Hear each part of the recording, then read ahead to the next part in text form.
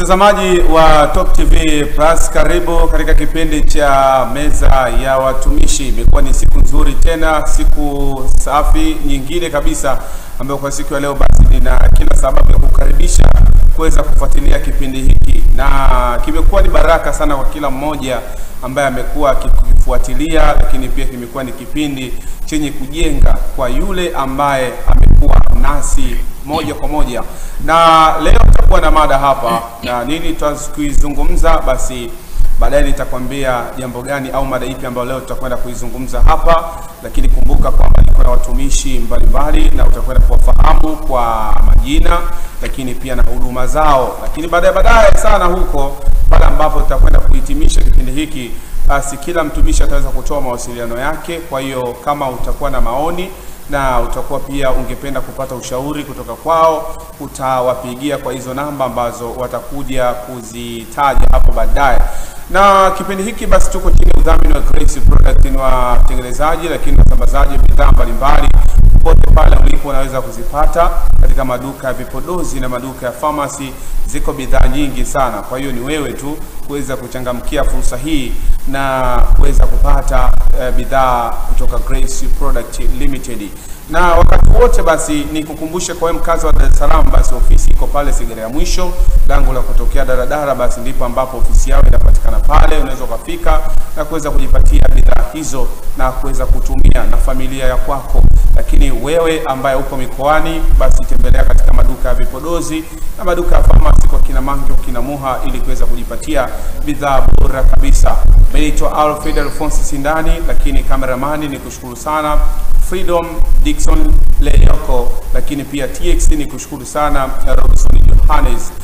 Wacha tukapate break fupi. Nikirudi basi utakwenda kuwafahamu watumishi ambao niko nao kwa siku hii hapa ya leo.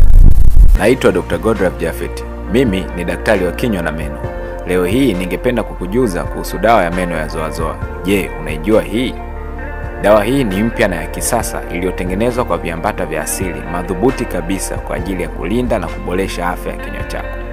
Dawa hii huweza kufanya mambo yafuatayo: inaondoa harufu mbaya ya kinywa, inazuia fizi kuvimba, inazuia fizi kutoa damu, inazuia meno kutoboka, inazuia meno kupata ganzi, lakini pia huyafanya meno yako kuwa meupe, tena meupe zaidi. Tumia dawa hii walau mara 2 kwa siku kwa matokeo bora zaidi. Hakika Zoazoa ya meno ni chanzo cha tabasamu angavu. Zoazoa is the way to go.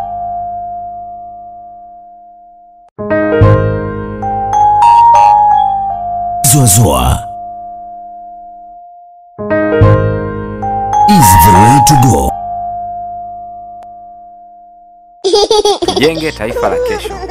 Ndio, tujenge taifa la kesho na Zoazoa ya meno ya watoto. Hii ni dawa ya meno maalum kwa ajili ya watoto wetu, iliyotengenezwa kwa viambata vya asili isiyokuwa na madini ya fluoride kabisa. Itamfanya mwanao aondokane na harufu mbaya ya kinywa, fizi kutoa damu, fizi kuvimba, meno kutoboka, meno kupata ganzi, na itamfanya kuwa na meno meupe wakati wote. Mzazi, mpende mwanao kwa kuhakikisha anatumia Zoazoa ya meno ya watoto kila siku. Zoazoa is the way to go. Tumerejea tena mtazamaji wa Top Plus TV. Kama nilivyokwisha kukwambia hapo awali ya kwamba tutakaporudi moja kwa moja tutakwenda kuwafahamu watumishi kwa siku ya leo, alafu nitarudi tena nikwambie kwamba leo tutazungumzia mada ipi ambayo leo itakuwa inazungumzwa humu ndani kupitia kipindi cha meza ya watumishi. Watumishi, karibuni sana. Asante sana. Karibuni sana. Na hapa ni kwa kila siku tumekuwa tukikutana hapa na tumekuwa tukichanganua mada mbalimbali, lakini vyema mtazamaji angewafahamu kwanza, alafu tutarudi kuweza kufahamu leo nini ambacho tunakwenda kukizungumza hapa. Tukianza kwa Peter Rashid Abubakar, karibu mtazamaji kufahamu. Ya Bwana Yesu asifiwe sana. Mimi naitwa mtume daktari PhD Peter Rashid Abubakar. Mimi ni mwanzilishi wa makanisa City of God Church International Dar es Salaam. Niko Tabata Lelini. majina mimi naitwa Prophet Joseph Goyemba M. Ninapatikana Kigamboni. Mungu awabariki sana. Amen. Karibu sana. Asante. Kwa majina naitwa Nabii Ezekiel Teremsha, mwenyeji wa pale Mbeya mjini. Nipo hapa Dar es Salaam kwa huduma. Karibuni sana. Amen. Asante sana ndugu mtazamaji ambao unatufuatilia kwenye kipindi hichi. Kwanza napenda kumshukuru Mungu kwa ajili ya Mwenye TV, lakini pia mnatufuatilia kutoka Kongo, Mbeya, Kenya na maeneo mbalimbali. Kwa majina naitwa Nabii Rufingo Alinanine Mwakiaba. Niko pale Kigamboni. Karibuni sana kwenye kipindi hichi, kitakuwa ni kipindi cha baraka sana. Karibu sana. Amen. Amen. Bwana Yesu asifiwe. Amen. Kwa majina naitwa Mtume Eric Asosisi Mwakikato. Karibu sana. Bwana Yesu asifiwe. Amina. Naitwa Joyce Amini Elimrutu, Sayuni Prayers Mission Pentecoste. Tuko Kitunda Relini, karibuni sana. Sawa, hao ni watumishi ambao niko nao siku ya leo mtazamaji, kama vile ambavyo umeweza kufuatilia utambulisho wao na ameweza kutaja majina yao, lakini pia ameweza kutaja ministry ambazo wanazotokea.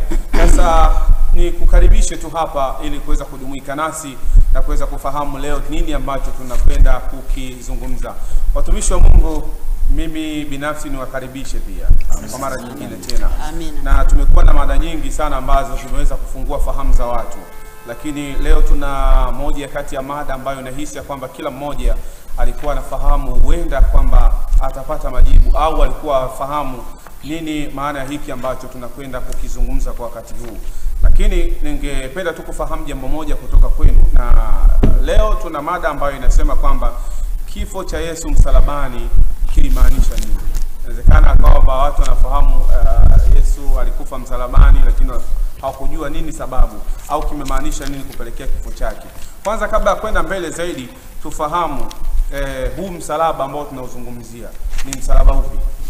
Apostle, dakika kadhaa alafu tuzunguke namna hii chapa. Nikushukuru sana mtangazaji. Tumekuwa kama mapacha. Kila kwenye mada huwa nazo sababu ni nzuri pia. Kifo cha Yesu msalabani, sisi wa Kristo tunajivunia sana kile kitendo cha kifo cha msalabani. Lakini pia msalaba ni nini? Msalaba una alama ya kujumlisha. Msalaba una alama ya kujumlisha. Sasa katika ufunuo wa ufundisho, mimi niliwahi kuhoji maswali kwamba kwa nini msalaba una alama ya kujumlisha? Kwa nini? Nikapata mwalimu mmoja akaniambia kwa tafsiri ya msalaba ya kujumlishwa kwamba mimi ni mwezi wa Tabora, wewe ni Mlengereko, ni Mzaramo, wengine wa Nyakyusa, wengine Wazungu wa Korea. Kwa msalaba tunaunganishwa, tunajumlishwa kwamba tunakuwa na kitu kimoja. Kwa tafsiri hiyo msalaba una alama ya kujumlisha. Sasa tunapojumlisha makabila na makabila tunakuwa kitu kimoja katika Kristo Yesu. Tunatengenezwa ule mti ama msalaba una tafsiri hii. Na pia endelea kuzungumza kwamba pia msalaba ni daraja. Pia ni daraja ambalo kwamba tazungumza pale mbele wa sura zangu. Kwa nini daraja? Msanga wakati wanapiga msumari, wakajua wanapiga msumari kwenye mikono ya kumbe wanajenga daraja. Eleza baadaye. Asante. Okay, sawa. Karibu sana. Asante sana. Mimi naweza kuzungumza maana ya msalaba ni kwa maana nyingine nasema ni kama mzigo ambao Yesu alibeba kwa ajili yetu sisi. Tukizungumza kwa msalaba, wakati huo Waisraeli walikuwa na utamaduni anayekuwa msalabani, ana maana kwamba amelaaniwa yule anayetundikwa kwenye msalaba. Kwa hiyo Yesu alibeba laana zetu sisi. Ina maana alifanyika kuwa laana au alichukua kuwa laana. Kwa maana ya msalaba ni laana zile kubebwa au kuonekana kwamba huyu mtu amewekwa akiwa laana. Kwa Yesu alifanyika kuwa laana kwetu sisi ili ile laana kwetu iondoke au dhambi yetu ile iondoke. Biblia inasema kwamba amelaaniwa anayewekwa msalabani. Kwa hiyo msalaba ule ulikuwa ni ishara ya kwamba laana imetundikwa pale au laana imeondolewa pale. Kwani kuna kila msalaba au kuna baadhi ya misalaba? Moja kwa moja Kwa wakati huo ilikuwa ni kila msalaba, lakini kwa sasa hivi kwa sababu Yesu alipanda msalabani, ilikuwa ni ishara kwetu ya kitu kingine tena. Ilikuwa ni ishara ya ukombozi. Imekuwa ni ishara ya ukombozi. Unajua kwa utamaduni wa Israeli, sasa kwa utamaduni wa dunia nzima tukizungumzia msalaba. Ndio maana leo hii tukizaa msalaba tunajivunia kwa habari ya Yesu. Amekuwa na maana, wakati ulikuwa na maana ya ukombozi, kuondolewa na dhambi, au aliyetundikwa pale alikuwa na laana au ana dhambi, lakini kwa leo hii inakuwa kwetu ni ishara ya ukombozi na ishara ya uzima na ishara ya kukombolewa na Yesu. Sasa nikaongea kwa maana mbili tofauti. Okay, mtumishi karibu. Asante sana ndugu mtangazaji. Kwa mimi ninavyoelewa kwa sehemu ndogo juu ya msalaba, msalaba ni alama ya mateso. Yaani unawakilisha mateso yale ambayo yanafanyika pale msalabani. Na ikumbuke kwa siku ile ambayo Yesu wamemsulubisha, wamemweka pale msalabani, hakuwa peke yake. Walikuwepo watu zaidi ya wawili, watatu pamoja na Yesu. Mmoja mkono wake wa kushoto, mmoja wa kuume, lakini wote walikuwa kwenye msalaba. Na ndio maana hata leo mimi sioni kama kitambulisho kabisa cha kuweka kanisani ni alama ya msalaba. Maana nakuwa na hofu kidogo, ni msalaba upi uliowekwa kwenye hilo kanisa. Je, ni wa yule mnyang'anyi au wa Yesu? Kwa sababu sio popote unapowekwa msalaba ukaamini kuwa ni kanisa la Mungu. Kwa tafasiri hiyo, msalaba ni alama ya mateso. Okay. Sawa, tumejua maana ya msalaba upande huu. Tuje upande huu sasa. Tunatazama kifo cha Yesu kilimaanisha nini? Sasa mtazamaji angependa kuuliza nini maana ya kifo cha Yesu? Kifo cha Yesu nini kimemaanisha hasa? Tuanze hapa mama. Alafu tuje hivi. Kuna ziada mwingine pia ataongezea. Amen. Amina. Bwana asifiwe. Kwanza kabla sijafafanua vizuri, naomba tusome katika kitabu cha waraka wa kwanza wa Petro 2 mstari wa 24. Neno la Mungu linasema, yeye mwenyewe alizichukua dhambi zetu katika mwili wake juu ya mti, tukiwa wafu kwa mambo ya dhambi, tuwe hai kwa mambo ya haki, na kwa kupigwa kwake mliponywa. Amina. Hapa anasema mstari wa 25, kwa maana mlikuwa mnapotea kama kondoo, lakini sasa mmemrudia mchungaji mwangalizi wa roho zetu. Kwa hiyo Yesu Kristo aliangikwa msalabani ili kuzichukua dhambi zetu sisi. Tulionekana kwamba tumepungukiwa na utukufu wa Mungu. Wote, hakuna aliyekuwa mwaminifu hata mmoja, wote tulitenda dhambi. Kwa maana hiyo tulipungukiwa na utukufu wa Mungu. Na kupungukiwa na utukufu wa Mungu, basi ina maana kwamba sisi hatuwezi hata tukakisogelea kiti cha enzi, hatuwezi hata tukamwambia Baba wa mbinguni kitu. Lakini kwa sababu ya njia ya Yesu Kristo pale msalabani, yeye amefanyika kuwa daraja, nasi tukakanyaga tukapita, akatupatanisha kutoka kwetu sisi pamoja na Mungu. Maana hapo mwanzo tulitengwa kutokana na dhambi zetu, lakini Yesu Kristo amefanyika daraja, amefanyika njia ya kuturejesha sisi kwa Mungu wetu. Sasa mama, hapo umesema kwamba kifo cha Yesu ambacho kimesababishwa pale msalabani ili kutusamehe, ili sisi tusamehewe na dhambi zetu. Ndio. Na mimi nafikiri kwamba kama ukisamehewa dhambi, maana yake yeye amezichukua zile zote. Sasa hivi kumekuwa kuole kwamba wapo watu ambao pia wanaendelea, unasema kwamba watu wanatenda dhambi, na ikiwa kwamba Yesu amepigiliwa pale misumari msalabani, ametusamehe dhambi. Inakuwaje sasa hizi kama yeye ameshatusamehe, lakini dhambi tunaambia bado zipo? Hiyo ikoje kama ni maana yake kwamba kifo chake kilikuwa kinamaanisha hivyo? Mimi nikwambie tu kwamba Yesu alitufia mara moja tu. Baada ya hapo, yaani baada ya yeye kutufia sisi, ina maana kwamba tumeshahesabiwa haki bure kwa njia ya neema. Kwa maana hiyo dhambi kwetu sisi, mtu anayejua kujisimamia, mtu anayefahamu gharama ya msalaba aliyotoa Kristo pale msalabani, hawezi kumrudisha msalabani tena. Maana alipomaliza ile kazi, basi Yesu sasa ameondoka, amefufuka. Maana alipozikwa alifufuka, na alifufuka pamoja nasi. Dhambi zilizikwa, tulizikwa pamoja na yeye. Kwa maana hiyo anayeendelea kuchezea dhambi bado hajajua ile gharama, ile kazi iliyofanyika pale. Naona hapa kama kuna vitu vinanichanganya, sababu unaambia kwamba pale Kalvari yote yalikwisha. Kuna hoja anauliza mtangazaji. Yes. Nimejaribu kumsikiliza kwa makini na kwa undani zaidi. Anasema hii mtumishi, kwa sababu tuko kwenye mada, kwa sijaambiwa mimi, sawa, yani kile kitu ambacho nimemwelewa na hicho kitu unatakiwa kujibu ama kujibu katika wanaotazama. Amesema kwamba amenukuu kauli yako kwamba kifo cha Yesu msalabani aliondoa dhambi zote. Yes. Sasa swali lake kwamba kama dhambi ziliondolewa zote, kwa sababu tunaposoma kwamba Wakolosai ile 2:10 kwamba akisha kuifuta ile hati iliyoandikwa ya kutushtaki kwa hukumu zake iliyokuwa na uadui kwetu, akaiondoa isiwepo tena. Yani dhambi isiwepo tena. Sasa dhambi gani tena? Sasa wakati dhambi nataka niliweke sawa hapo. Mfano kama baba labda anakuwa na watoto, yeye anasimama kama baba kwamba anachukua makosa yote ya watoto, anasema yote yatakuwa yangu mimi, watoto wangu hawana makosa. Sasa inakwenda kusema kwamba wale watoto wana makosa, wamekosea, wakati baba mimi nimejikinga. Vizuri mtangazaji, nitalijibu hilo afu nitazungumzia maana ya msalaba. Sasa kabla hujaendelea pale, kuna kitu nimekizungumza hapo. Sijajua wapi pameandikwa, lakini wanasema kwamba pale Kalvari yote yalikwisha. Sasa naomba nilijibu hilo. Sasa nafikiri ni moja kati ya issue ambayo nilizungumza mama. Yes, naomba nilijibu hilo. Tunaposema issue ya Yesu Kristo pale msalabani alituondolea dhambi, lazima ujiulize alimuondolea nani dhambi? Si kila mtu aliondolewa dhambi. Aliondolewa dhambi yeye aliyeamini.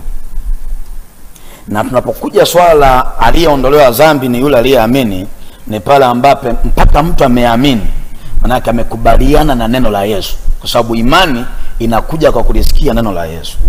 Mtu ambaye ameamini ni yupi? Ni yule ambaye amepokea injili au amelisikia neno kuhusu Yesu Kristo, akaliamini moyoni mwake, yeye akaanza kuliisha, akakubali kuliishi. Na kiimani chanzo chake ni kulisikia neno. Ndio maana nikisoma haraka bila kupoteza muda kwenye Wagalatia hapa 3, sawa, anasema enyi Wagalatia msio na akili, ni nani aliyewaroga ninyi ambao Yesu Kristo aliwekwa wazi mbele ya macho yenu ya kuwa amesulubiwa? Nataka kujifunza neno hili moja kwenu. Je, mlipokea roho wa matendo ya sheria au kwa kusikia kuna kutokana na nini? Na imani. Je, mmekuwa wajinga namna hii baada ya kuanza katika roho? Sawa, baada ya kuanza katika roho nataka kukamilishwa sasa katika mwili. Hapa nazungumzia swali lako lile ambalo umeuliza kwamba kuna watu leo tunahubiria kuhusu dhambi. Hawa Galatia ni watu ambao walifundishwa kuhusu habari za Yesu Kristo na alimpokea roho wa Mungu, lakini hawa Galatia walirudi tena mwilini. Anapozungumzia mambo mwilini, alirudi tena kutenda dhambi. Umeelewa vizuri? Ndio naendelea huko mbele. Baada ya kusema hilo, walirudi kutenda dhambi. Anasema nani aliyewaroga? Ndio maana hapa mbele anasema nataka kukamilishwa sasa katika mwili. Mmepatikana mateso makubwa namna hii bure? Ikiwa ni bure kweli, basi yeye awapae roho na kufanya miujiza kati yenu, je, afanya hayo kwa matendo ya sheria au kwa kusikia kunakotokana na imani? Kama vile Ibrahimu alivyomwamini Mungu akahesabiwa haki. Sawa, maana Ibrahimu alimwamini Mungu kwanza. Aliyemwamini Mungu Biblia inasema hatendi dhambi. Apostle Eliki, mimi naona sijajua kama nitakuwa nimeeleweka vizuri kwamba hapo tunachokitafuta kwamba kifo cha Yesu kilimaanisha nini. Nakuja hapa mbele sasa. Wale ambao nakuja hapa mbele sasa. Hii neno bado ninaendelea na lijibu swali lako. Nimeuzungumza kwamba yeye aliyeamini, wale Wagalatia aliamini. Sawa, wakampokea Yesu.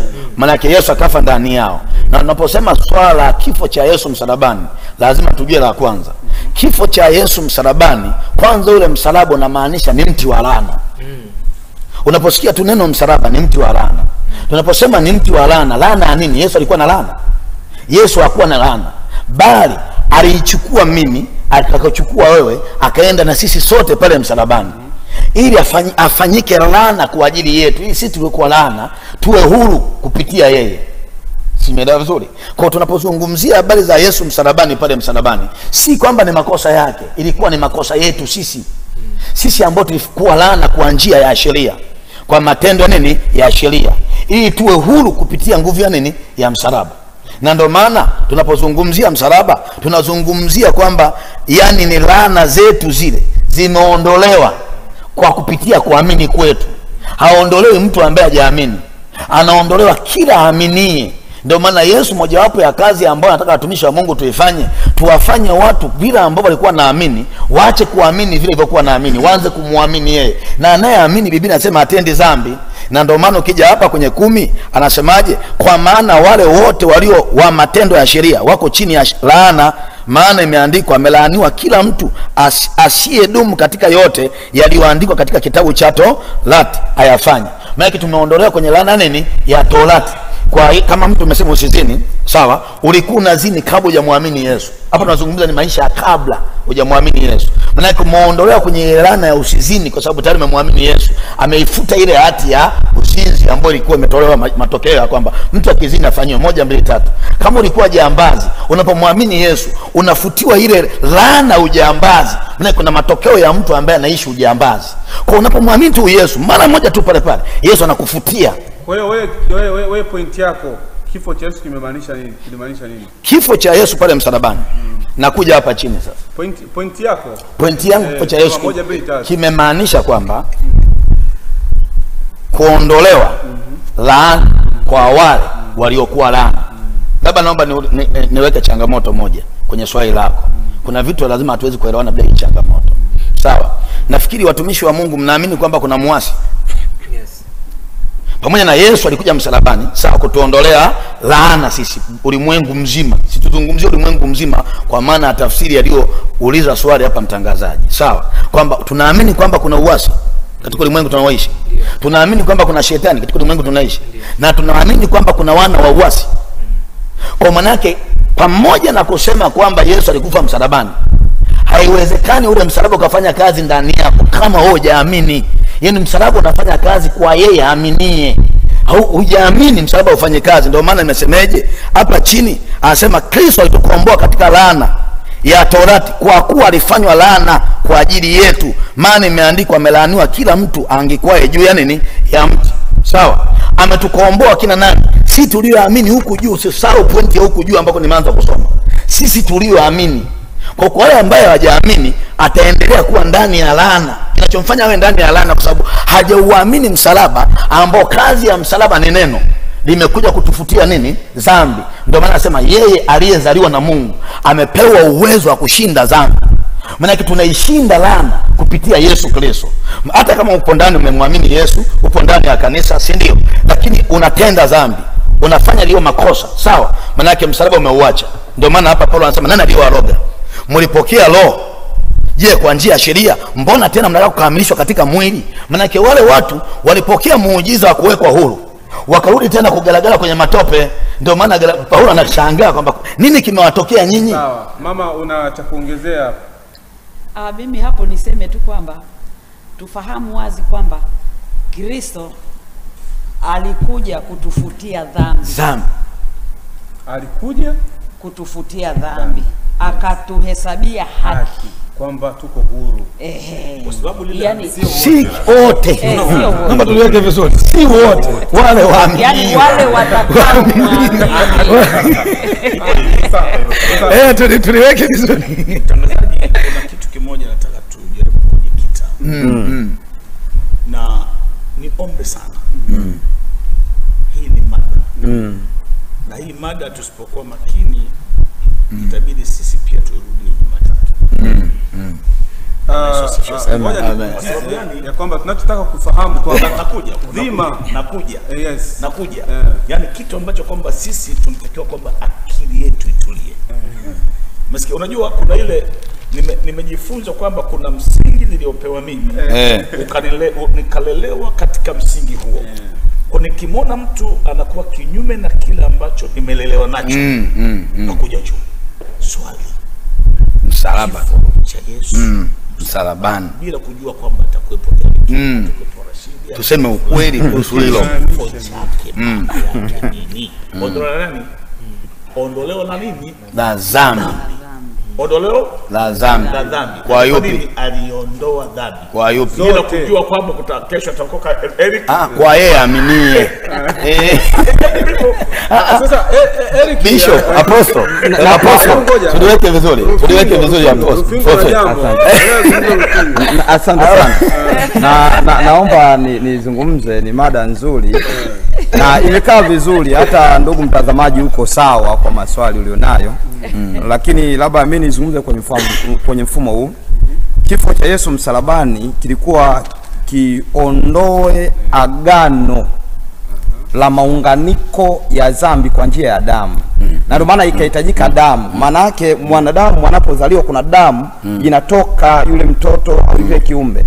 Anaunganika ile damu ya mama yake ya mambo ya ulisi. Ambao wengine wakienda kwa mganga wanaunganisha ile damu. Kwa ilikuwa inashughulika na ile. Kwa baada ya kushughulika na ile kuna mengine ambayo kama mtumishi au mtu anatakiwa ashughulike ili kuendelea kujikamilisha kwa habari ya Mungu.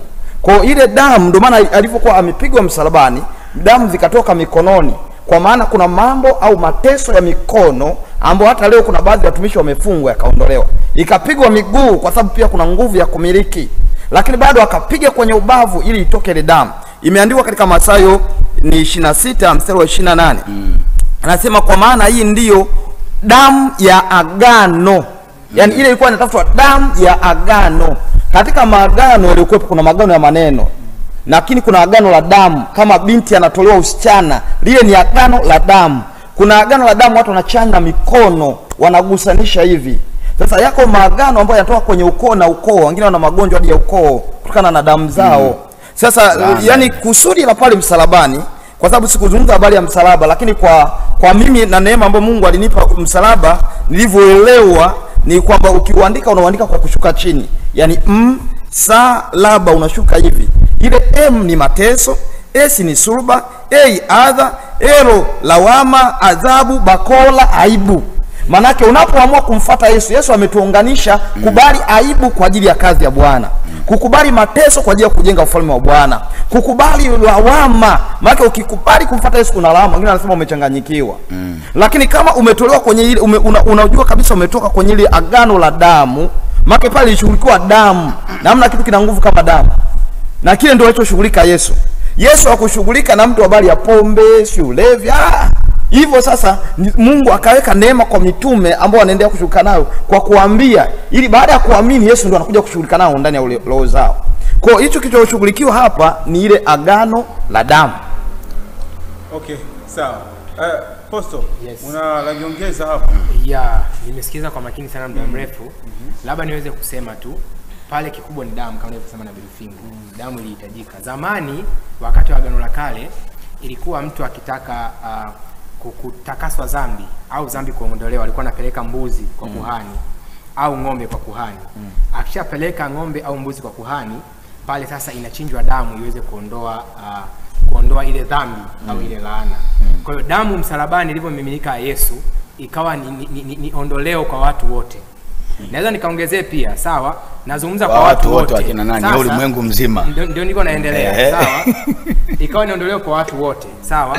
Lakini ilianzia Israeli kama injili ilivyoanzia. Kwa maana ipi? Biblia inasema na wote waliompokea Yesu sasa wanakuwa wameingia ndani ya lile agano la Ibrahimu, Isaka na Yakobo. Wanaingia kwenye agano lile la damu ya Yesu au agano la kukombolewa. Kwa ni mpaka mtu akishaingia ndani sasa anakuwa ni sehemu ya ile damu kumtetea, sawa? Ukiangalia Ufunuo 12:7 inasema kuna vita mbinguni, Mikaeli na malaika zake wakipigana na yule joka naye akushinda. Akatupwa hata nje. Biblia inasema hivi, ikasema ametupwa aliyemshtaki wetu. Shetani huwa ni mshtaki wa kwetu sisi wanadamu.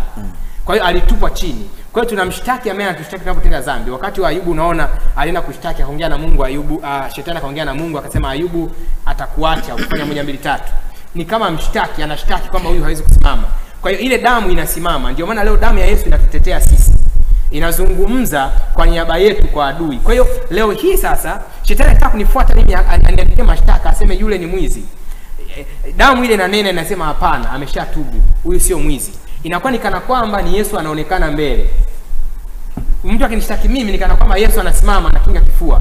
Biblia inazungumzia kama wakili. Tukisoma Waebrania 10:10. Naomba nisomee mtu wa Mungu. Mimi na Kiingereza.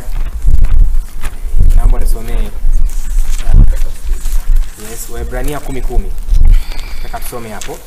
Kwa hiyo ile ilikuwa ni agano. Waebrania 10:10. Ilikuwa ni agano. Waebrania 10:10, naomba nisome nimsaidie kusoma. Amen. Katika mapenzi yako Ndio. aondoa la kwanza ili kusudi alisimamisha la pili. Ndio, aondoa katika mapenzi haya tumepata utakaso kwa kutolewa mwili wa Yesu Kristo mara moja tu. Kwa hiyo mwili wa Yesu ulitolewa mara moja tu. Mara moja tu. Zamani ilikuwa ni kila mtu aende na ng'ombe achinjiwe kwa ajili ya dhambi zake. Sasa hizi ikatolewa sadaka moja tu kwa ajili ya ulimwengu wote. Ikatolewa kama dhabihu kwa ajili ya ulimwengu wote. Ina maana baada ya kufa Yesu sasa, sisi tukimkimbilia Yesu tukasema tumejiunganisha na damu, tumemkubali Yesu. Sasa ile damu inanena kwetu sasa. Tunasamehewa dhambi zetu. Sasa uliuliza swali moja ukasema kwamba Yesu alikufa yote akaisha. Ina maana alipozungumza kwa habari kwamba yote yameisha, yeye ni kwa yule ambaye ameingia ndani ya Mungu. Ameamini. Ambaye ameamua kuamini, akakubaliana na ule msaada. Kwa mfano leo, sawa? Sikukati kauli mtumishi, kuna neno linasema kwa wale wasioamini neno la msalaba kwao ni upuzi. Kumbe kuna watu ambao hawajaamini msalaba haliwezi kuwasaidia, lakini kwa sisi tulioamini ni nguvu. Hebu ngoja mtumishi. Ndio. Mimi mchangia kidogo. Nashukuru sana. Mimi ninavyofahamu watumishi wote tuko sahihi. Lakini hapa tunatoa kunyongeza. Ninavyofahamu ukombozi au kifo cha Yesu ile ni alama ya ukombozi. Maana Bwana wetu Yesu ina maana kitendo cha kusurubiwa mpaka kufa na kuthibitisha ule ushindi siku ya kufufuka kwake. Ina maana sisi tayari tumetupokea ukombozi. Maana ikumbuke kabisa ile kazi ya kufa kwa Yesu alikuwa lazima agano la Adamu lirudishwe, Adamu wa kwanza. Kwa sababu Adamu wa kwanza Mungu alimuumba, alimpa mamlaka kamili. Alimpa afya, alimpa authority, mamlaka, alimpa kila kitu. Lakini baada ya kupoteza lile agano katika bustani ya Edeni, ilitakiwa lazima aje sasa Adamu wa pili, ambaye sasa ni Yesu Kristo. Sasa Yesu anakuja kwetu kwa ajili ya kurudisha lile agano, ilitakiwa lazima ufanyike ukombozi. Kwa hiyo tunavyoongelea alama ya kifo cha Yesu tunaongelea ukombozi wetu. Maana ukitafakari sana unajiuliza, hivi Yesu angalikufa, hivi ingekueje leo? Sijui ingekueje kwa mwanadamu. Kwa hiyo kifo cha Yesu ni ushindi mkubwa sana. Kuzimu wanatambua kwa pale walipigwa bao, maajenti wanajua pale walipigwa bao, kwa sababu ukombozi ulipatikana, tulirejeshewa afya ambayo Adamu alipoteza, tulirejeshewa uzima, tulirejeshewa mamlaka tena ambayo Adamu wa kwanza alipoteza. Kwa hiyo ni ushindi mkubwa sana kile kifo cha Yesu. Kama wengine walivyotangulia kusema kweli, hapo mwanzo tulikuwa tunatoa wanyama. Walikuwa wanatoa wanyama. Ukumbukwe hata Musa wakati anatumwa nenda Misri ukawakomboe wana wa Israeli. Anafika kule, wale watu kweli wanaruhusiwa wapewe nafasi ya kuondoka na mtumishi wa Mungu Musa, lakini bado wanalazimisha waondoke na vitu vyao kama mifugo, kila kitu. Waseme wapate vitu vya kumtolea Mungu dhabihu na sadaka. Sasa kupitia agano ambayo yalitangulia ilitakiwa lazima Yesu afe. Na hakuna ushindi mkubwa kwa Mkristo kama kifo cha Yesu. Na ndio maana tunapokumbuka kifo cha Yesu tunakumbuka kwa machozi na kunyenyekea. Lakini pia muda mwingine tunakumbuka kwa furaha ambao ule ushindi ambao tumeupata. Pasingekuwa kifo cha Yesu, saizi tusingekuwa na mamlaka tena. Tusingekuwa na mamlaka juu ya wachawi, juu ya pepo wabaya, juu ya maradhi, juu ya kila kitu ambacho Adamu wa kwanza alipotea. Kwa hiyo sasa hapa ngoja tuangalie neno la Mungu kidogo. Kama hujaenda waamini, kama hujasoma, wacha tukapate mapumziko kidogo, alafu tutarudi tena. Mtazamaji wa Top Plus TV, basi kama ulipofuatilia mjadala huu ni mzito kweli na mpaka saizi naweza nikasema kwamba bado haijajulikana ya namna nini maana ya kifo cha Yesu pale msalabani. Mimi naitwa Alfred Alphonse Sindani, tarejea tena hapa baada ya kupata break fupi.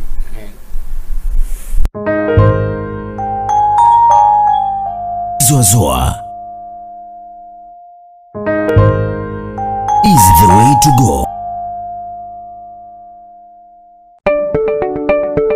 Zoazoa Family inakuletea promotion ya bidhaa zao katika ujazo mpya kwa bei nafuu kabisa. Mini Zoazoa Soap zipo kwenye bei ya promotion katika ujazo wa gram 40 kwa bei ya shilingi 500 tu. Ni sabuni za asili zinazosaidia kuondoa chunusi, mba, mapunye, utangotango, muwasho na kuifanya ngozi yako kuwa laini na yenye afya bora. Grace Organic Lotion, Garlic and Honey na Grace Zoazoa Lotion zimetengenezwa kwa kutumia matunda, mafuta ya asili na mazao ya nyuki. Inasaidia kwa wale walioathirika na viambato sumu, mba, chunusi, magaga, utangotango, ukurutu, fungus, harufu mbaya ya kikwapa, kuifanya ngozi yako iwe na nguvu na afya bora. Zinapatikana kwa ujazo wa mililita 200 kwa shilingi 2500 tu na mililita 100 kwa shilingi 1500 tu. Kwa mawasiliano piga simu namba 0758 999 993 na 0782 80 57 77. Barua pepe info@graceproducttz.com. YouTube, Facebook na Instagram Grace Vipodozi, na akaunti nyingine ya Instagram official_grace_products. Jipatie sasa bidhaa za Zoazoa kwa bei ya punguzo zenye ujazo mpya kwa ajili ya kila Mtanzania. Zoazoa is the way to go. Naam, mtazamaji wa Top Plus TV, tumerejea tena hapa katika kipindi cha Meza ya Watumishi, na tumerudi sasa katika mjadala huu wa kuweza kufahamu kifo cha Yesu msalabani kimemaanisha nini, au kilikuwa na dhima ipi, kilikuwa na maana ipi. Sasa hapa tumerejea kwa mara nyingine tena katika zile dakika 30 za pili, naweza kusema pia za mwisho kabisa. Mtumishi, tulikuwa upande wako na ulikuwa ukitupa neno hapo kwa ufupi. Nashukuru sana ndugu mtangazaji, na wewe ambaye unaniangalia. Naitwa Nabii Ezekiel Teremsha.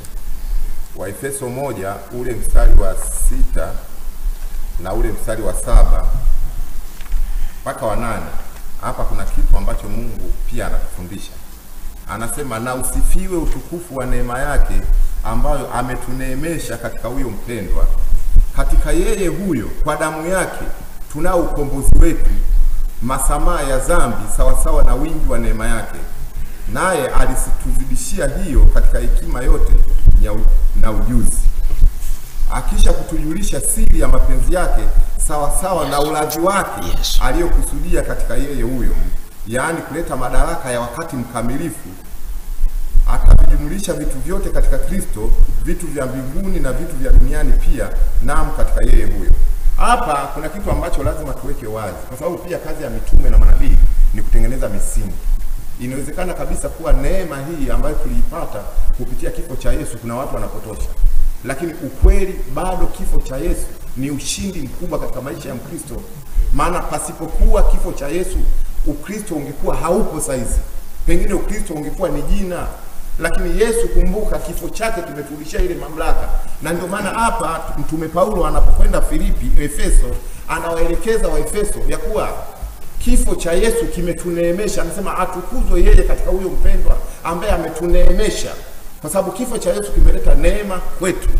Na sielewi kama Yesu asingekufa na kufufuka ingekuwaje katika mjadala wa dunia hii, lakini tunaona ushindi mkubwa sana kutokana na kifo cha Yesu na kufufuka kwa Yesu, na tukaamua kuirudisha kupata ile Passover, yani Pasaka, ambao ndio hitimisho ya kile kifo cha Yesu katika yale mateso aliyopitia. Sasa kwa wewe, kwa upande wako sasa, nini sababu au nini sasa wewe unachokifikiria kwamba kipi kimemaanisha kifo cha Yesu msalabani? Kilichomaanisha kifo cha Yesu msalabani, hiyo ni kalenda ya Mungu mwenyewe ambaye aliruhusu, kwa sababu kitu kikubwa ni kwamba ule upendo wa Mungu kwa wanadamu ndio uliosababisha kifo cha Yesu pale msalabani. Kwa sababu kumbuka, Mungu ndio aliyopenda ulimwengu. Ukisoma Yohana 3:16 inasema, kwa maana jinsi Mungu alipenda ulimwengu hata akamtoa mwana wake wa pekee ili kila mtu amwamini asipotee. Na Mungu hakumtuma mwana ulimwenguni ili ahukumu ulimwengu, bali ulimwengu uokolewe katika yeye. Sasa mstari wa 18 unasema, amwamini yeye ahukumiwi. Amwamini amekwisha kuhukumiwa. Kumbe hii neema inapatikana pia kwa wale ambao wamekubali kumwamini Yesu. Ina maana mtu ambaye amekubali kumwamini Yesu atembei katika hukumu, lakini yule mtu ambaye amegoma kumwamini Yesu anatembea katika hukumu. Kwa hiyo ushindi mkubwa na ile raha ambayo tunaendelea kuipata kupitia kifo cha Yesu hapa duniani ni pale ambapo unamwamini Yesu Kristo. Maana ukimwamini Yesu Kristo unarejeshewa haki zako za msingi, kwa sababu wote waliopokea walifanyika wana wa Mungu. Na wana wa Mungu ni wale ambao wanaishi sawasawa kama watoto wa mfalme. Na ili uweze kuishi sawasawa na mtoto wa mfalme, ni lazima utafurahia kifo cha Yesu tu, kwa sababu kimerejesha ule ushindi na ile haki authority, ile mamlaka ambayo Adamu alipoteza. Na ndio maana tuna kila sababu ya kusema hakuna lisilowezekana kwa Yesu. Tunapata huu ujasiri kwa sababu ya kile kifo cha Yesu. Maana wakati Yesu anakufa alishatangaza ya kuwa imekwisha. Haya, nikushukuru sana mtumishi. Nilisema nitarudi kwa Peter Abubakari. Wewe Peter una msimamo upi? Yes. Msimamo wangu mimi kama mimi. Unajua hapa sisi sote watumishi wa Mungu na tunamkiri Kristo kama mwokozi wa maisha yetu. Kuna kauli moja ya mtumishi wa Mungu nabii kutoka Mbeya katika kuzungumza kwake akawa amemgusa Adamu. Na akakiri kwamba Adamu ni mwanadamu wa kwanza. Lakini alitenda dhambi. Sikia. Mmoja tu jamaa. Tenda dhambi Adamu. Na akasema kwamba kupitia kutenda dhambi kwake ama kutokuwa mwaminifu kwake tayari sasa akatafuta mwanadamu wa pili, anasema ambaye ni Kristo Yesu. Maki Yesu ni mwanadamu 100% na pia ni Mungu 100%. Sawa.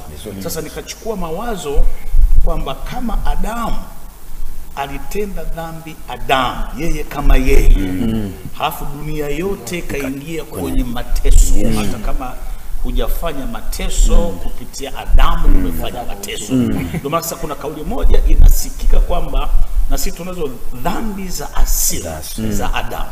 Sasa kwa nini Mungu ametukumbuka akaleta Adamu wa pili, na yeye Adamu wa pili akaondoa dhambi zote? Na kwa nini sisi tujisikie kwamba bado tunahukumiwa wakati kuna Adamu wa pili ameondoa dhambi zote? Kwa nini nijihesabie hukumu kwamba na dhambi wakati mwanadamu wa kwanza alitenda dhambi na sote tumepungukiwa nini? Na utukufu. Akaja Adamu wa pili sasa ambaye ni Kristo Yesu.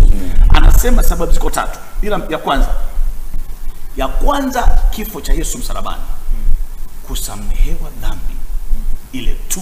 Yani Yesu kufa msalabani ni agano la damu alilofanya Mungu na sisi wanadamu. Kupitia agano hili tumepata ondoleo la dhambi. Mtu mmoja tu, mwanadamu mmoja tu. Kwa nini tunakubaliana kwamba Adamu alipotenda dhambi na sisi tumepungukiwa na jamaa tu mmoja? Wengine hata tujue anatoka huko. Yes. Na wala tukumwamini. Mwanadamu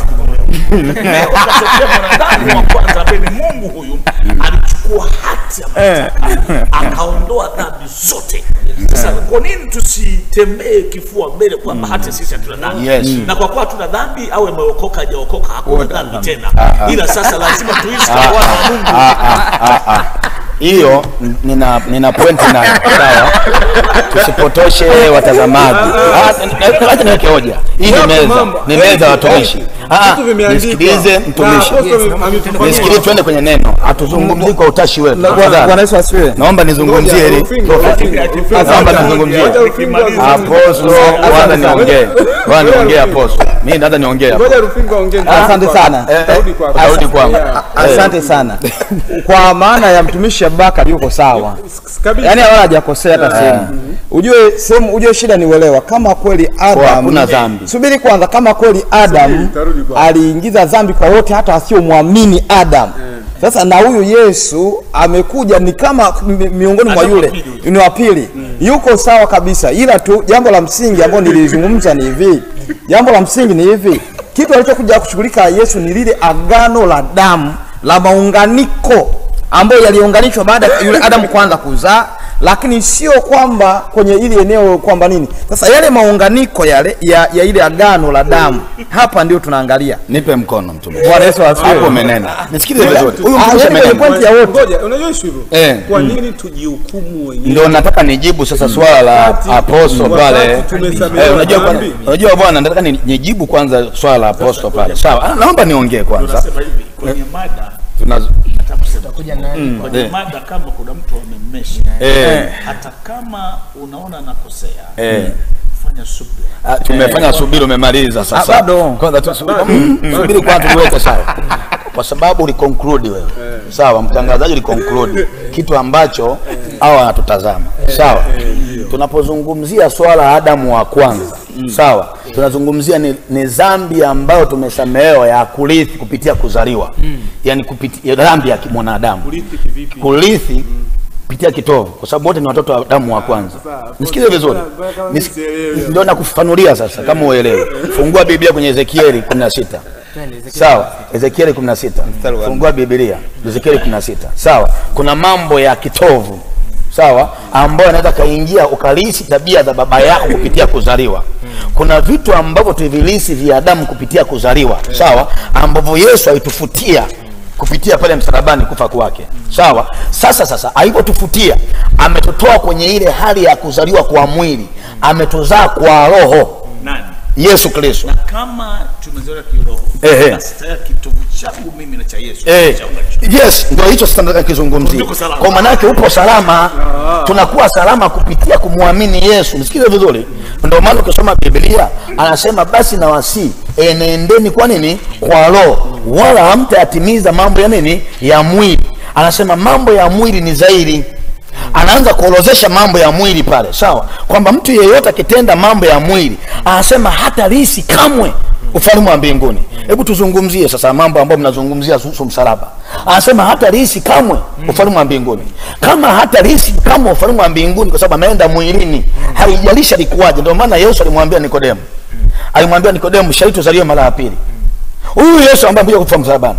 Nikodemo anasema mtazaliweje mara ya pili ikiwa mtu mzima libaba hivi? Je, nirudi tumboni mama yangu? Yesu anasema hapana, utazaliwa kwa maji na kwa roho. Sawa. Yesu alipokuja kufa msalabani, ile kufa msalabani, anayemwamini nguvu ya msalaba inaanza kufanya kazi ndani yake.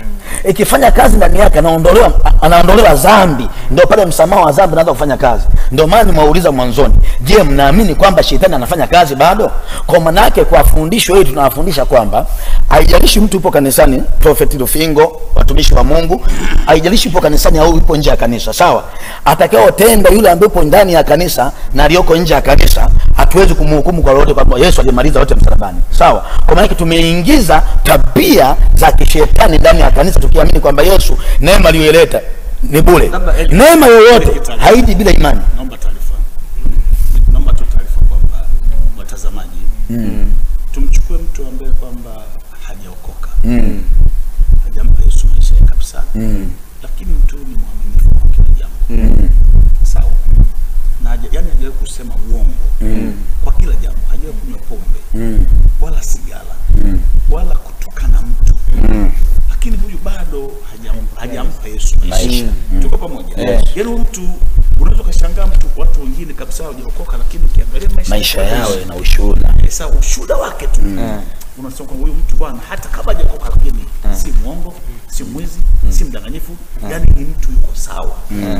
Lakini kwa kosa ama kwa kosa ya Adamu, huyu jamaa kwa kuwa hajampa Yesu maisha, anaweza kuwa dhambi. Ndio.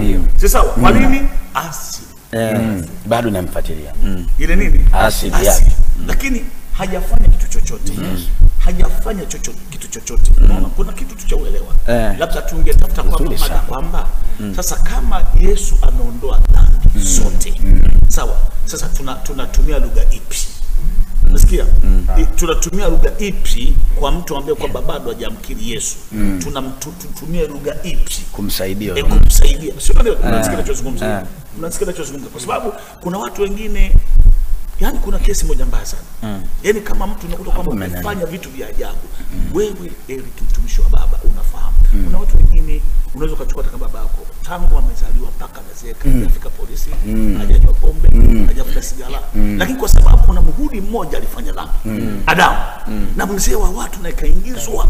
Sasa kwa nini huyu mwanadamu wa pili ameondoa dhambi pale msalabani, na kifo chake umesikia lazima afe msalabani? Ile damu, kwa matatu tumesema kwamba ile ya kwanza kusamehe dhambi, ya pili ni nguvu na mamlaka ya kumshinda shetani, kwamba tunazofunguza mshinda, sawa. Namba tatu, damu ya Yesu inatuletea uponyaji na uzima tele. Mambo kama matatu.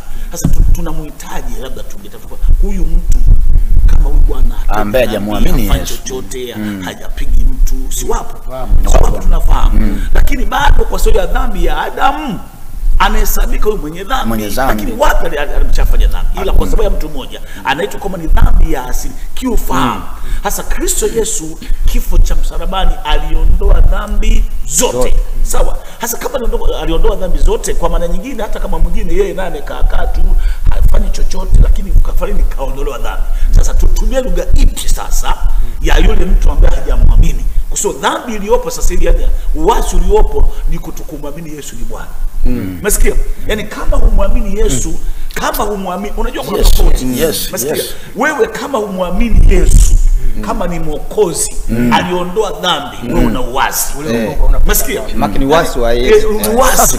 Kama wewe humwamini aliondoa dhambi, humwamini Yesu, ni kesi nyingine. Ni kesi nyingine tayari. Umesikia? Ila sio dhambi. Tunataka kukiamini kwamba ameondoa Ameondoa. Yes. Na itakuwa sio kesi tena. Sio kesi. Sio kwa wote, labda tu ujue hapa watumishi Ameweka vizuri mtumishi. Ameweka vizuri. kuna kitu inatakiwa tuweke vizuri. Kwa sababu chochote tunachojiuliza majibu yapo kwenye Biblia. Yapo kwenye Biblia. Ninaomba nisome Sasa ngoja tumalizie kwanza hili. Kwa sababu hii Yohana 3 Matendo ya sheria. Asiyemwamini Yesu Yohana sura ya 3 hukumiwa. Yohana asiyemwamini. Okay. Mama alikuwa jambo hapo, malizia Ngoja nimalizie. Yohana hii sura ya 3 kuanzia mstari wa 16 mpaka 18, hapa hapaleti tena maswali. Kwa maana jinsi Mungu alipenda ulimwengu ni kweli, hata akamtoa mwanae pekee ili kila mtu amwaminie asipotee, bali awe na uzima wa milele. 17 anasikilia Asiyemwamini amepotea. maana Hajapotea, amekubalika. Maana Mungu hakumtuma mwana ulimwenguni ili ahukumu ulimwengu, bali ulimwengu uokolewe katika yeye. Na kweli ndio. Sasa 18 ndio kwenye majibu yote. Amwamini yeye hahukumiwi.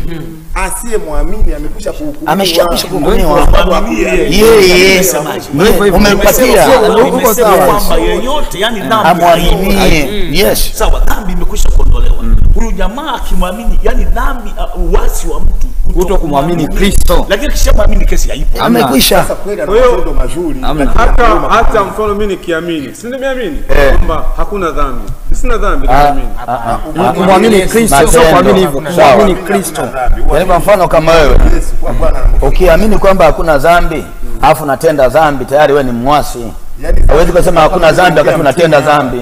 Mtume hapa ameongea dhambi kubwa. Yaani kwamba hivi ninachokifanya naamini kwamba sio dhambi, kwamba nafanya vile bila kujihukumu mwenyewe. Ndugu mtazamaji, ndugu mtangazaji, msikize vizuri. Usiipe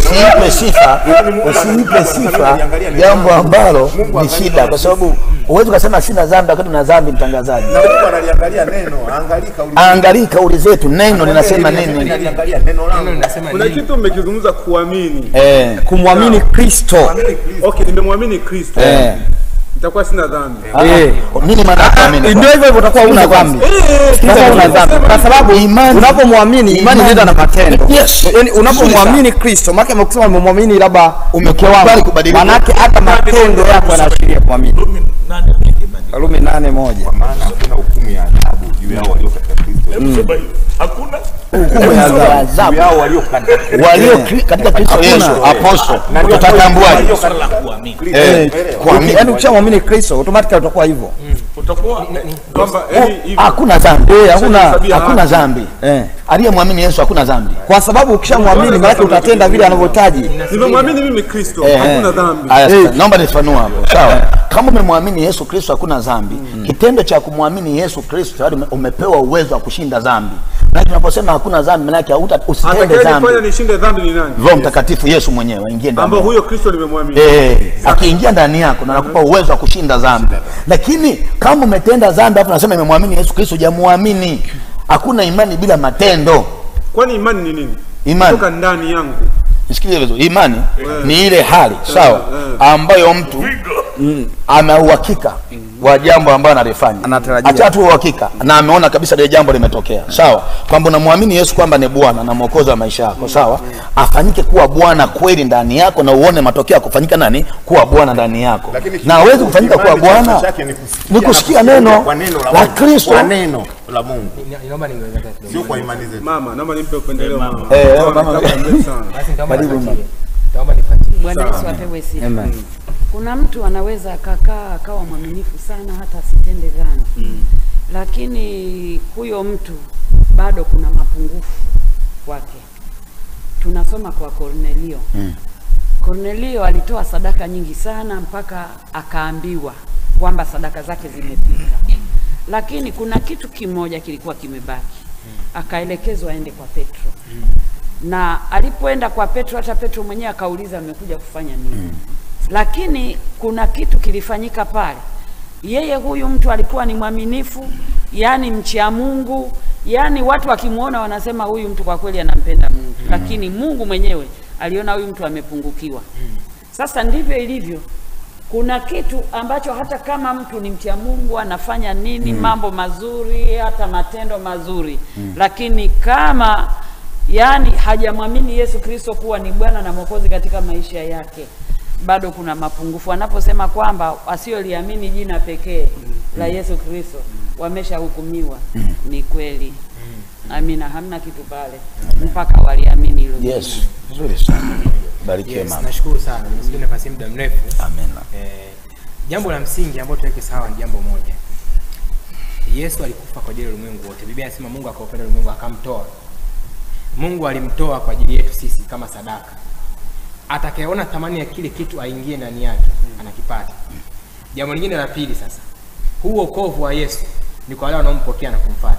Ukisoma maelekezo ya kwanza kwenye Mathayo 1 mstari wa 19 ambayo anapewa Yusufu kama huyu mtoto anakuja yukoje. Ni maelekezo ya muhimu sana ya mwanzo ya ujio. Ina maana huyu mtu anakusudi, anavyozaliwa anakusudi lipo. Inasema hivi, naye Yusufu mumewe kwa vile alivyokuwa mtu wa haki, asitake kumwaibisha, aliazimia kumwacha kwa siri. Basi alipokuwa akifikiri hayo, tazama malaika wa Bwana alimtokea katika ndoto akisema, Yusufu mwana Daudi, usihofu kumchukua Mariamu mke wako, maana mimba yake ni kwa uwezo wa Roho Mtakatifu. Naye atazaa mwana, naye utamuita jina lake Yesu. Maana yeye ndiye atakayeokoa watu wake na dhambi zao. Ina maana huu wokovu ni kwa wale wanaompokea Yesu, wa kwake Yesu ndio wanaokolewa na dhambi zao, sio walio nje. Walio nje wokovu huko tayari. Biblia inasema neema imefunuliwa. Waingie sasa kwa Yesu. Kama mtazamaji niangalia, uingie kwa Yesu. Lile agano, uwe sehemu ya lile agano la Yesu. Usituambie kwamba huna dhambi na unatenda dhambi na hujaingia ndani ya Yesu. Na kama uko ndani ya Yesu ukitenda dhambi unatoka nje ya agano. Agano linasema usitende dhambi, umeshakombolewa kwa dhambi. Biblia Paulo anasema kwamba ikiwa mkitenda dhambi na mtubu ili muingie ndani tena. Ndio maana hapo ya neema ikuwepo, lakini tusichezee neema. Neema ipo. Kama unaona umetenda dhambi, umekosea, rudi katika agano, mwambie Mungu nimekosea, rudi katika agano, kaa. Lakini haina maana kwamba eti utende dhambi na useme kwamba mimi sina dhambi. Uendelee kutenda matendo mabaya useme mimi sina dhambi. Yesu anakuja kuokoa watu wake. Tukumbuke hapo hiyo point, watu wake na dhambi zao. Naomba nichangie kidogo hapo. Kuna wanaomkataa wanasema sio Yesu. Yesu naye anasema nawapenda wanipendewa sio. Yes. Kuna ambao hamtaki Yesu. Yes. Ile agano hawaingii ndani. Amekuja Mungu watu wanataka waingie. Naomba nimalizie mtumishi. Wanaotaka wamfuate Yesu, wampokee Yesu. Unatazama, ingia kwa Yesu. Acha kusema mimi nipo ni mtakatifu, mimi mwone mwaminifu tu na mimi nampenda Mungu. Kuna vile mganga mmoja mkutana anasema eti na mimi namuomba Mungu kama wewe. Mpokee kwanza Yesu. Kornelio akatenda matendo mazuri lakini na unashika Biblia waganga wengine. Anasema anatumia neno la Mungu. Ni waganga na ni wachawi vile vile. Mpokee Yesu, ingia ndani, usitende dhambi. Useme mimi sina dhambi na unaendelea kuzitenda, eti mimi sina dhambi. Biblia inasema alikuja kuokoa watu wake na dhambi zao. Na dhambi zao. Wale kuingia ni watu wake. Dhambi zao anazibeba msalabani, anawaokoa. Sio kila mtu tu ambaye ampate Yesu eti hana dhambi. Hapana, sio kweli kabisa. Nami pia ni kushukuru sana kwa kuweza kutenga muda wako kuweza kutufuatilia hapa, na nikukumbushe tu ya kwamba mada ambayo nilikuwa nayo au tulikuwa nayo siku ya leo, basi kifo cha Yesu msalabani kilimaanisha nini. Kwa hiyo umekwenda kupata majibu yote kupitia kwa watumishi hapa wa Mungu, lakini nikwambie tu kwamba juma lijalo siku kama leo basi tutakuwa na mada nyingine na tukualike. Lakini kwa wewe ambaye ungependa pia kuwaalika na wengine, basi waambie Jumatatu ijayo tutakuwa na mada nyingine moto moto kama leo ambayo umeweza kushuhudia hapa. Mimi naitwa Alfred Alphonse Sindani, lakini pia nawashukuru wote ambao wamefanikisha kipindi hiki kwenda vizuri. Niwashukuru sana wadhamini wetu, wadhamini wangu ambao ni Grace Product Limited. Ni kampuni kubwa sana hii ambayo inafanya kwamba wewe uweze kujipatia vipodozi asili ambavyo havitoathiri ngozi yako, lakini pia vitakuwa ni vipodozi ambavyo vitaweka ngozi yako kuwa yenye muonekano mzuri kabisa pasina shaka yoyote. Popote pale ulipo, uwepo mikoani au Dar es Salaam, unaweza ukafika katika ofisi yao ambayo iliyoko Segerea mwisho lango la kutokea Daladala, basi ndipo ambapo ofisi yao inapatikana pale. Lakini wewe mkazi wa mikoani, unaweza kwenda katika maduka ya vipodozi na maduka pharmacy, au unaweza kutembelea kupitia mitandao yao ya kijamii. Facebook wanapatikana kama Grace Vipodozi, lakini pia YouTube wacheki kama Grace Vipodozi. Alikadhalika Instagram wanapatikana kama official_Grace, _product. Tunasema kwamba Zoa Zoa Family is the way to go. Nikutakia siku njema na uwe na wakati mwema. Amen.